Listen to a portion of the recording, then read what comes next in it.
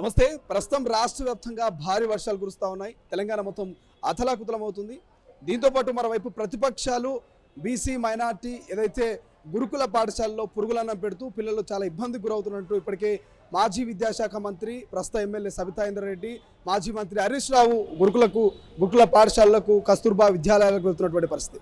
So ఒక్కసారి ఇదే అంశం మీద మాట్లాడదాం. ప్రస్తుతం మనతో పాటు కాంగ్రెస్ పార్టీ అధికార ప్రతినిధి సంధ్యా రెడ్డి గారు ఉన్నారు. సంధ్యా రెడ్డి గారు, మొదటగా గురుకుల హాస్టల్లో అవకతవకలు జరుగుతున్నాయి, పిల్లల్ని చాలా ఇబ్బందులకు గురి చేస్తున్నట్టున్నారు. అధికారంలో ఉన్నారు మీరు, ఎందుకు దీని మీద పట్టించుకోవట్లేదు?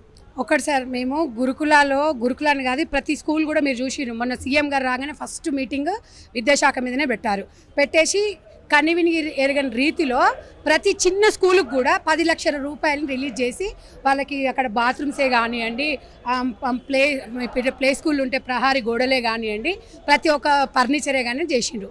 నేను ఒకటి ఈరోజు అడుగుతున్నా, హరీష్ రావు గారికి, సబితా ఇంద్రారెడ్డికి సిగ్గు శరం ఏమైనా ఉందా అని అడుగుతున్నా.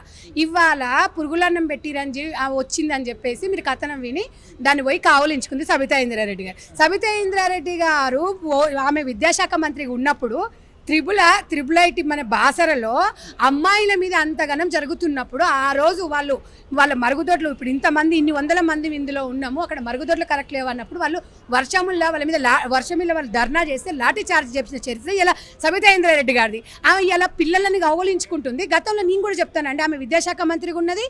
మరి ఇవాళ బీఆర్ఎస్ ప్రభుత్వంలో ఖమ్మంలో కొన్ని స్కూల్స్లో, నేను స్కూళ్ళ పేరు కూడా చెప్తాను, ఖమ్మంలో బీసీ వెల్ఫేర్ దాంట్లో ఖమ్మం రూరల్లో ఏరుపాలెం స్కూల్లో పిల్లలకు పురుగులన్నం వచ్చింది అని చెప్పేసి తిని వామిటింగ్స్ అయ్యి 13 మందికి విరేచనాలు గరుగుతున్నాయి అన్నప్పుడు, పాములు వస్తున్నాయి అన్నప్పుడు, గోడలు లేవు అన్నప్పుడు, ప్రహారీ గోడలు కూడా అమ్మాయి దాంట్లలో పిల్లలకు ఊరేసుకొని చనిపోతున్నప్పుడు కూడా మరి పట్టించుకొని విద్యాశాఖ మంత్రి ఇవాళ మాజీ మంత్రి అయిన తర్వాత గురుకుల మీద అంత ప్రేమ వచ్చిందా? నాకు అదే అనిపిస్తుంది. నిజంగా ప్రజలు మంచి తీర్పు ఇచ్చిండ్రేమో వీళ్ళకి. ఎందుకంటే ప్రతిపక్షంలో ఉంటేనే వీళ్ళకి ఇక్కడున్న బాధలు కనిపిస్తాయి. లేకపోతే ఇప్పుడు వీళ్ళు నిజంగా అధికారంలో ఉన్నారనుకోండి, కళ్ళు మూసుకొని ఈరోజు పిల్లి పాలు తాగినట్టుగా చేసిండ్రు.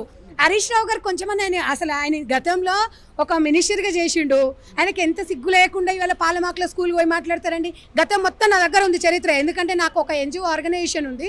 నేను 14 సంవత్సరాల నుంచి గురుకులతో నాకు సంబంధాలు ఉన్నాయి. వాళ్ళ యూనిఫామ్స్ నేను మా లేడీస్తో కుట్టిస్తాను కాబట్టి ప్రతి హాస్టల్లో వాస్తవానికి అండి టెండర్స్ వేస్తారు.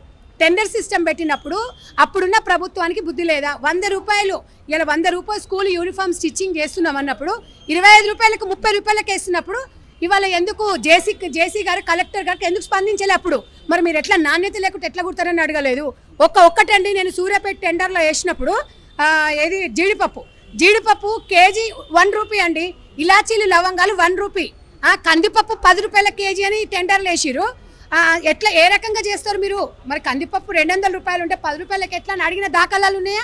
అప్పుడు అడగలేదు. అంటే గవర్నమెంట్కి అదే నేను జేసీ గారిని అడిగినాను. 60 రూపాయలు లాస్ట్కు ఒక కందిపప్పు. చికెన్ ఎంత? 120 రూపాయలు చికెన్ అన్నారు. అప్పుడు 270, 280 రూపాయలు ఉంది.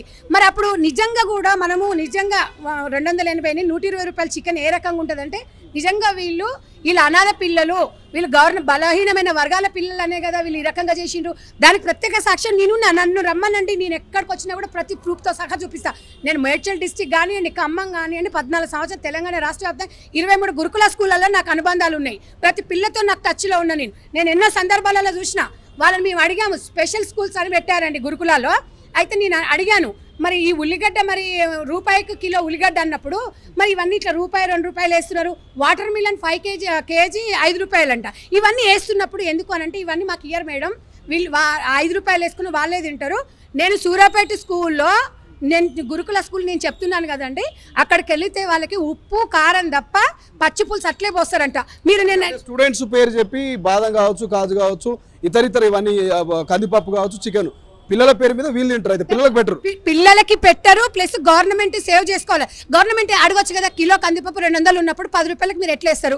లాస్ట్ 60 రూపాయలు ఎట్లా నాణ్యత వస్తుందా? మరి అప్పుడు జేసీ కలెక్టర్ ఏం చేస్తారు? కలెక్టర్ ఆధ్వర్యం, జేసీ గారి ఆధ్వర్యంలో ఈ టెండర్లు నడుస్తాయి. మరి అప్పుడు ఎందుకు మినిస్టర్ అడగలేదు? అప్పుడు ఎందుకు హరీష్ రావు అడగలేదు? అప్పుడు ఎందుకు? ఇలా ట్రైబల్ వెల్ఫేర్ ఉంది తమ్ముడు. నేను ఇలా వికారాబాద్లో ట్రైబల్ వెల్ఫేర్ స్కూల్స్ నేను చాలా యూనిఫామ్స్ కుట్టిన. నిజంగా చూస్తే అక్కడ బాత్రూమ్స్ లేవు, విండోస్ లేవు, పాములు వస్తాయంట. ఆ పిల్లలను చూస్తే నాకు బాధ. చాలా సందర్భాలలో మీడియా పరంగా కూడా నేను చెప్పిన. మరి అప్పుడు పట్టించుకొని గవర్నమెంట్ కాంగ్రెస్ ప్రభుత్వం వచ్చిన తర్వాత నిజంగా ఇలా విద్యా సంస్థ ఎంత డెవలప్ అవుతుందంటే ఒక సంజయ్ రెడ్డి గారు కనీసం వాళ్ళు అయితే 10 ఏళ్ళు పట్టించుకోలేరు, మరి 8 నెలలు అవుతుంది, మరి మీరు ఎందుకు పట్టించుకోవట్లేదు? ఒక్కటి ఈ పాపం ఈ దరిద్రం అంతా బీఆర్ఎస్ఎల్ చేసింది, మేము చేసింది కాదు. మేము ఇప్పుడు యూనిఫామ్స్కి మొదలు పెట్టినట్టయితే ఒక ఎస్ఎల్ఎఫ్ని ఇవాళ రేవంత్ రెడ్డి గారు ఇవాళ ఒక ప్రధాన ఉపాధ్యాయుడు ఒక ఎస్ఎల్ఎఫ్ అంటే ఒక మహిళా సంఘం గ్రూప్ లీడర్ని అటాచ్ ఎందుకు చేశారు?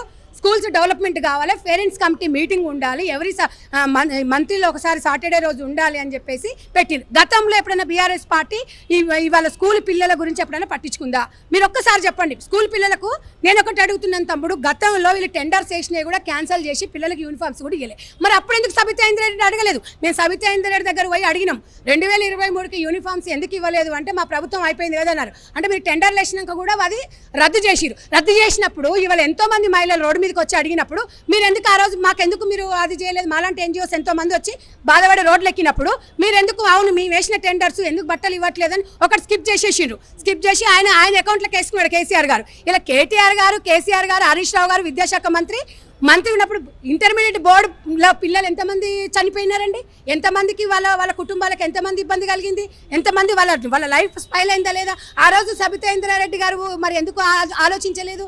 ఇవాళ అధికారం పోయిన తర్వాత మీకు పోయి కడుపులో లేని కావలించుకుంటూ వస్తుందా? మీరు పోయి కావలించుకొని ఫోటోలకు పోజులు ఇచ్చిరు తప్ప వీళ్ళు ఎప్పుడు కూడా నిజమైన విద్యార్థుల గురించి ఎప్పుడు వాళ్ళకి ఒక అవగాహన కూడా లేదు. సబితా మీ పార్టీ నాయకులైన పాలమాకలో ఉన్నటువంటి కస్తూర్బా విద్యాలయ ఆ స్టూడెంట్స్ ని పలకరించే ప్రయత్నం చేసిరా? మా కాంగ్రెస్ నాయకులు పోయిండ్రు. మేము కూడా నిన్న వెళ్దామంటే వర్షం వచ్చింది అయినా కూడా అక్కడికి ఏంటంటే అక్కడ పోలీస్ సిబ్బంది కూడా ఉంది.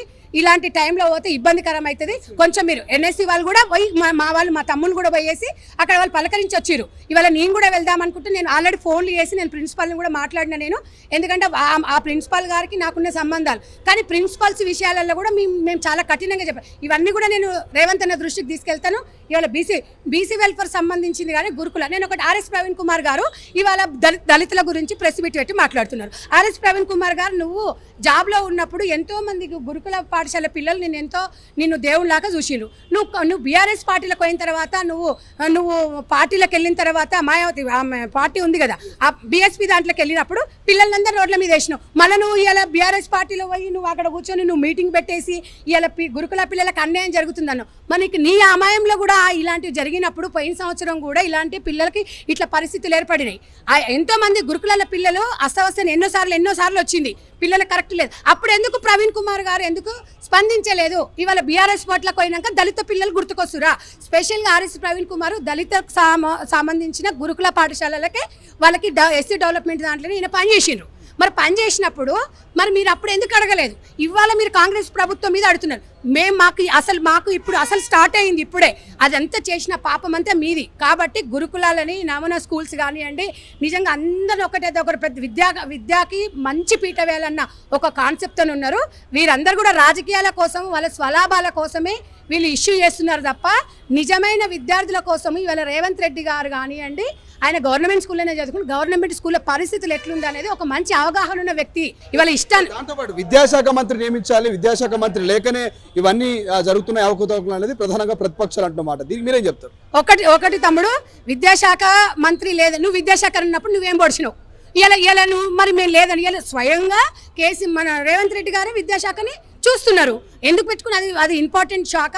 నిజంగా కూడా విద్యార్థులు గవర్నమెంట్ స్కూళ్ళలోనే చదవాలని ఈ సంవత్సరం మీరు చూసిండ్రా తమ్ముడు, జూన్ ఎండింగ్ వరకే అక్కడ బోర్డు అక్కడ అంటే నో వేకెన్సీ అంటే నో స్టూడెంట్స్కి ఇక్కడ అవకాశం లేదు. హౌస్ఫుల్ టైప్లో ఈరోజు ఇక్కడ మొత్తం సీట్లు కూడా కంప్లీట్ అయినాయి. ఇందులో ఇక్కడ వీళ్ళకి ఎవరికి కూడా లేదు అవకాశం అన్నట్టుగా ఉండే. మరి అది గతంలో ఎప్పుడైనా విద్యార్థులు చూసినా వాళ్ళ మధ్యాహ్నం భోజనం కూడా మనం చూసినామా? పాపం వాళ్ళు ఎంతోమంది ఎన్నోసార్లు వంట వాళ్ళు వచ్చి రోడ్ల మీదకి ఎక్కిండ్రు.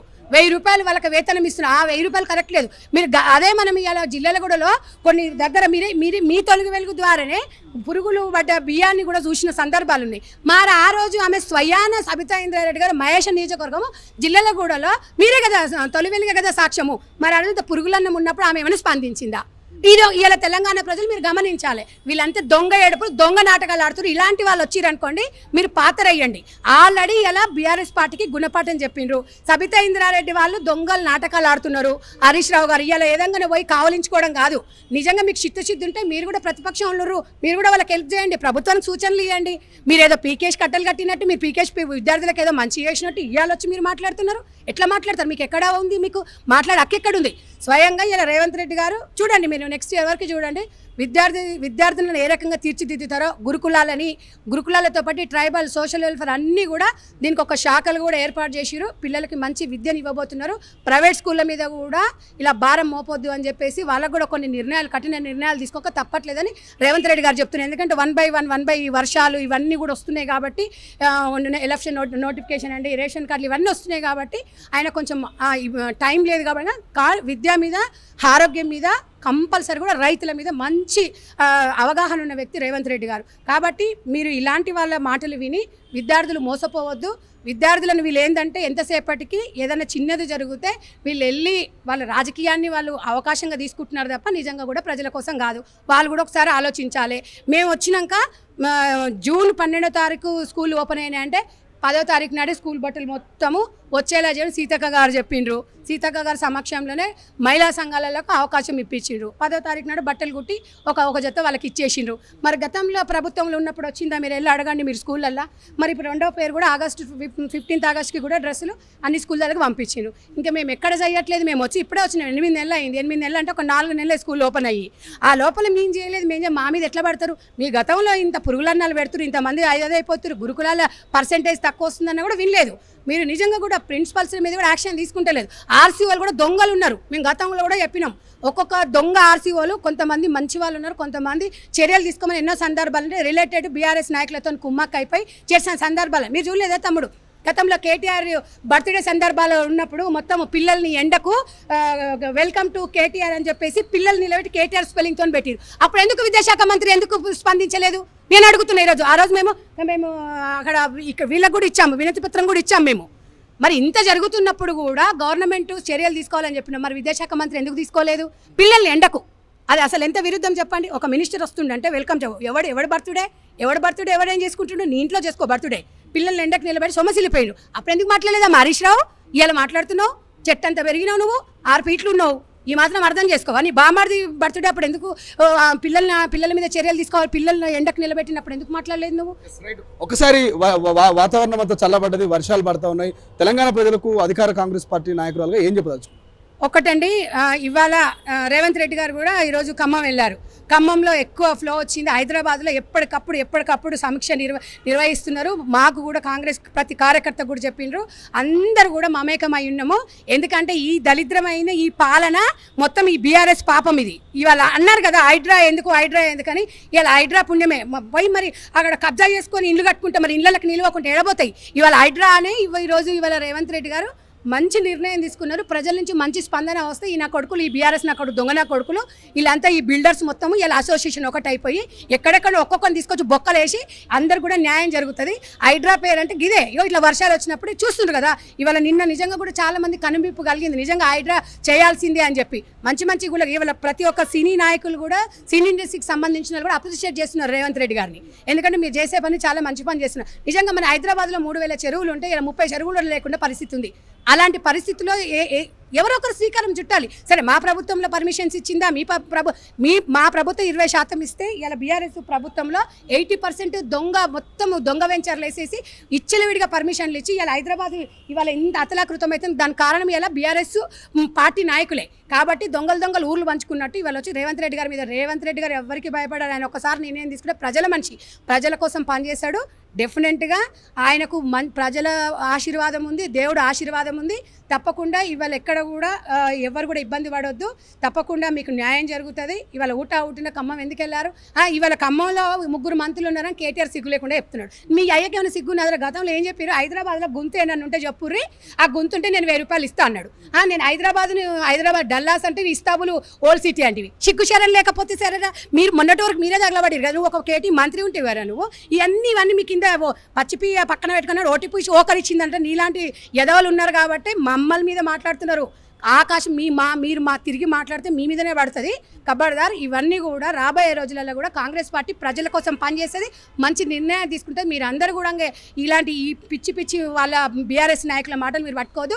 రైతులకు కూడా రుణమాఫీ కూడా 100% అందరికీ చేయడానికి ఇవాళ ప్రతి గ్రామంలో కూడా ఇవాళ కార్యదర్శితో పాటు పంపిస్తున్నారు.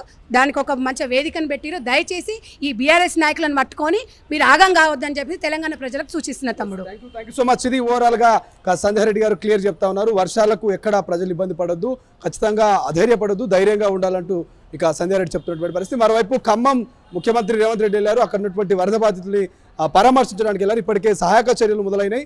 ఎక్కడ కూడా ఏ అపాయం ఉన్నా ఖచ్చితంగా టోల్ ఫ్రీ నెంబర్కి ఫోన్ చేయాలి, అవసరమైతే అత్యవసరమైతేనే బయటికి రావాలంటూ రాష్ట్ర సర్కార్ సూచిస్తుంది. చూద్దాం ఏం జరగబోతుంది, ప్రతిపక్షాలని భవిష్యత్తులో కాంగ్రెస్ పార్టీ ఎట్లా తట్టుకోబోతుంది. కెమెరా పర్సన్ అజయ్తో శ్రీశైలం, తొలి వెలుగు, గాంధీ భవన్. అసలైన తొలి వెలుగు. ఫాలో వాట్సాప్ @తొలి వెలుగు official.